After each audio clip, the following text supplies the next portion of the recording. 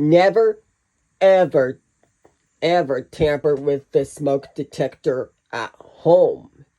That is a big no-no.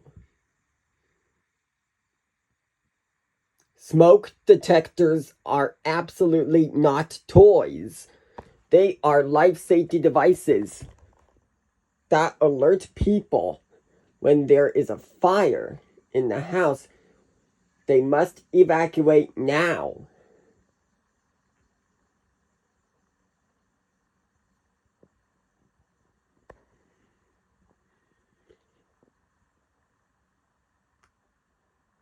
You don't take the detector off the wall or the ceiling.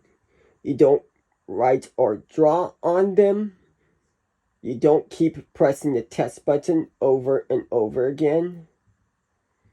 You don't cut power through the circuit breaker panel. Leave it alone.